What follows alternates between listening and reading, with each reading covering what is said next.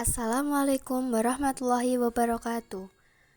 Perkenalkan, nama saya Eliana Noraslinda, NIM 2012000277, kelas PAII, dosen pengapu Ibu Kristiana Rizky Rohmah. Assalamualaikum warahmatullahi wabarakatuh. Bagaimana kabarnya anak-anak? Sehat selalu ya, semoga selalu dalam perlindungan Allah Subhanahu wa Ta'ala. Dan jangan lupa cuci tangan pakai sabun. Dan harus menggunakan masker ketika keluar rumah. Dan tetap jaga jarak ya anak-anak, dan tetap mematuhi protokol kesehatan, karena kesehatan itu mahal. Baiklah anak-anak, sebelum memulai pelajaran kita hari ini, ayo berdoa dulu bersama-sama. Bismillahirrahmanirrahim. Raditu billahi rabba wa bil islami dina wa bi Muhammadin nabiyya wa rasula. Rabbi zidni ilma warzuqni fahma. Amin ya rabbal alamin. Baiklah anak-anak, kita mulai pelajarannya ya. Ibu akan menjelaskan materi tentang mukjizat dan irhas. Materi pembelajaran kita hari ini yaitu yang pertama, pengertian mukjizat dan irhas. Yang kedua, mengenal contoh-contoh mukjizat dan irhas yang sesuai Al-Quran dan hadis. Yang ketiga, memahami apa saja perbedaan mukjizat dan irhas. Ayo semua semangat kan? Baiklah, di sini Ibu akan menjelaskan satu persatu yaitu materi kita tentang pengertian mukjizat dan irhas. Allah Subhanahu wa Ta'ala merupakan zat yang maha kuat. Di antara bukti kekuatan Allah Subhanahu wa Ta'ala adalah adanya mukjizat kepada Nabi dan Rasul. Sebelum melanjutkan materi kita, Ibu mau tanya, siapa di sini yang tahu mukjizat terbesar apa yang diberikan Allah Subhanahu wa Ta'ala kepada Nabi dan Rasulnya?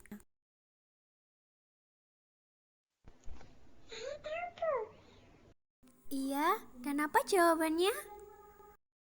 Mukjizat terbesar yaitu Al-Quran. Iya, benar. Kepada Nabi siapa? Nabi Muhammad SAW. Iya, betul sekali. Pengertian mukjizat. Mukjizat menurut bahasa, kata mukjizat berasal dari bahasa Arab. Mukjiz artinya melemahkan atau mengalahkan. Sedangkan menurut istilah, mukjizat adalah kejadian luar biasa yang ada pada diri Nabi dan Rasul sebagai bukti bahwa dirinya adalah Nabi dan Rasul, dan mukjizat tersebut tidak dapat ditiru oleh siapapun. Baik, di sini Ibu akan menjelaskan contoh-contoh mukjizat yang diberikan kepada Nabi dan Rasul. Mukjizat dikelompokkan menjadi 4 macam. Yang pertama, mukjizat kauniyah, yaitu mukjizat berupa peristiwa alam. Contohnya, terbelahnya laut karena pukulan tongkat Nabi Musa alaihissalam. Ayo, siapa yang tahu mukjizat apa lagi dari tongkat Nabi Musa? Tongkat Nabi Musa yang berubah menjadi ular. Iya, betul sekali, pintar. Yang kedua, mukjizat salbiyah atau tarkiyah, yaitu mukjizat yang membuat sesuatu tidak berdaya.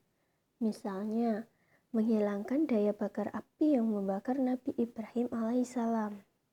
Yang ketiga, mukjizat syahsyiah atau fi'liyah, yaitu mukjizat yang terpancar dari tubuh Rasul sendiri.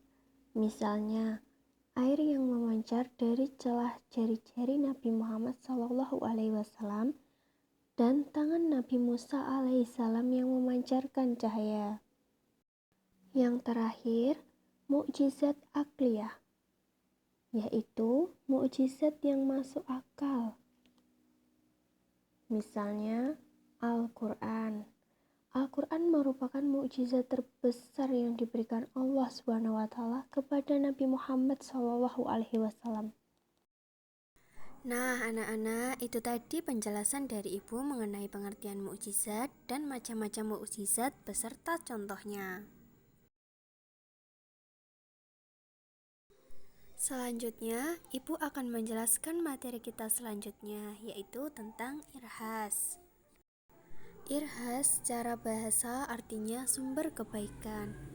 Sedangkan menurut istilah, irhas adalah kejadian luar biasa yang ada pada diri calon nabi atau rasul ketika masih kecil yang dipersiapkan untuk membawa risalah. Nah, anak-anak, ada yang tahu nggak risalah itu apa? Saya tahu, Bu. Risalah adalah ajaran yang dibawa seorang nabi dan rasul. Iya, benar. Tujuan lain dari diutusnya para rasul adalah untuk menyampaikan risalah atau wazifah ar-risalah.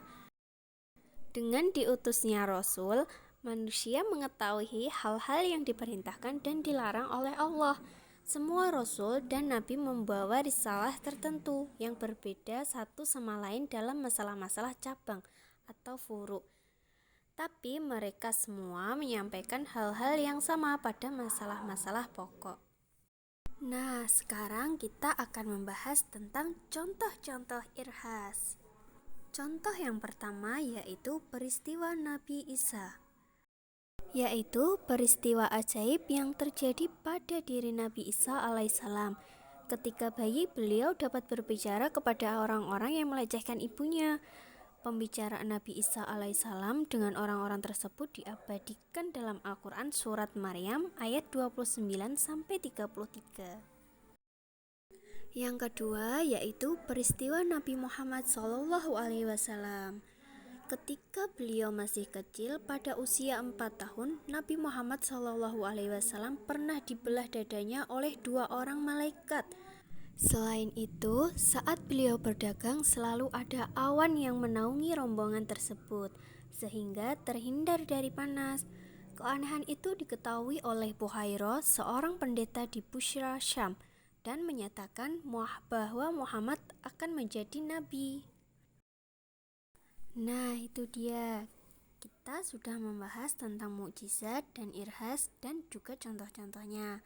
Sekarang Ibu akan menjelaskan tentang perbedaan mukjizat dan irhas. Yang pertama, mukjizat diberikan kepada para nabi dan rasul, sedangkan irhas dianugerahkan kepada calon nabi dan rasul. Nah, yang kedua, fungsi mukjizat adalah melemahkan hujah musuh dan membenarkan kenabian. Sedangkan irhas adalah untuk mengatasi kesulitan dan permasalahan atau untuk memenuhi doa orang yang memintanya. Nah, anak-anak, sampai di sini pembelajaran kita hari ini. Sebelum Ibu akhiri, apakah ada yang bertanya? Ayo, tidak ada pertanyaan ini? Apakah sudah paham semua? Baik, kalau sudah paham semua, Ibu akan memberikan kalian tugas yaitu mencari contoh-contoh mukjizat lain selain yang Ibu sebutkan tadi. Minggu depan kita bahas ya. Nah, bagaimana pembelajaran kita hari ini anak-anak? Apakah menyenangkan belajar dengan Bu Lia? Wah, terima kasih ya anak-anak. Semoga apa yang Ibu jelaskan tadi dapat bermanfaat untuk kalian semua. Amin ya robbal alamin. Ibu akan memberikan sedikit motivasi untuk kalian semua. Kalian pasti punya cita-cita kan?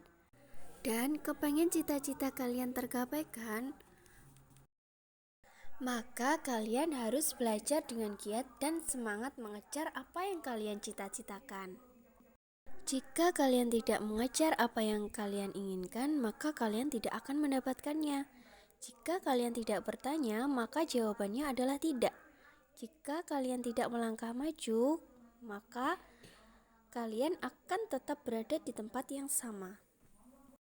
Baiklah anak-anak, sebelum kita akhiri pelajaran kita hari ini, ayo berdoa bersama-sama. Alhamdulillahirobbilalamin. Selesai juga pembelajaran kita hari ini. Sampai ketemu minggu depan ya anak-anak. Baik, Ibu akhiri. Assalamualaikum warahmatullahi wabarakatuh.